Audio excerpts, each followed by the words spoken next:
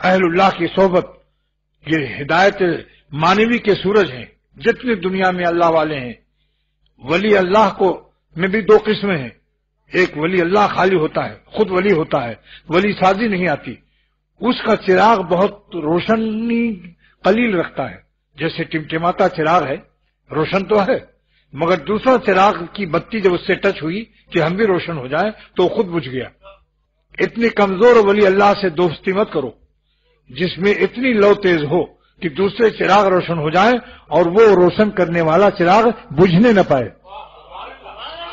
اس کی لو میں طاقت ہو تو روشن ہو، روشن بھی ہو، منور بھی ہو مگر منور بھی ہو، روشن ساز بھی ہو، روشن کرنے والا بھی ہو. تو بعض بندوں کو اللہ تعالیٰ ولی بھی بناتا ہے اور ولی سازی بھی دیتا ہے. اس کی نسبت میں اللہ تعالیٰ اتنی گرمی، اتنی طاقت دیتا ہے کہ اس کی صحبت سے ہزاروں نہیں لاکھوں اولیاء اللہ پیدا ہوتے رہتے. تو جس طریقے سے اللہ مولانا رومی فرماتے ہیں کہ جب جانوروں کے گوبر کو اللہ تعالیٰ نے ایسی خبیث چیزوں کو خلط گلاب میں اور خلط چمیلی میں اور لباس خوشبو میں تبدیل کر دیا تو تم کیوں گھبراتے ہو، کیوں مایوس ہو؟ کیوں خبیثہ راچنی خلط دی.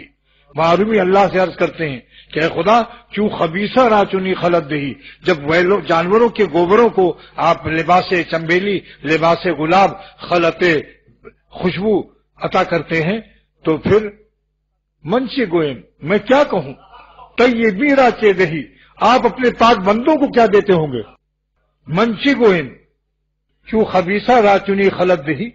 جب جانوروں کے گوبروں کو آپ تندور میں روشن کر کے روٹی پک رہی ہے اور اس کے گال بھی لال اور بدبو بھی ختم اور گلاب و چمبیلی اور بیلا میں وہ خوشبو پیدا کر رہا ہے تو اللہ والوں کی سورج کے قریب جو اپنی غلاظت لیے رہو، بیٹھے رہو، بس انشاءاللہ وہ غلاظت بھی خوشبودار ہو جائے گی اور خوشبو اجاگر کرے گی اور آپ کو ولی اللہ بنا دے گی.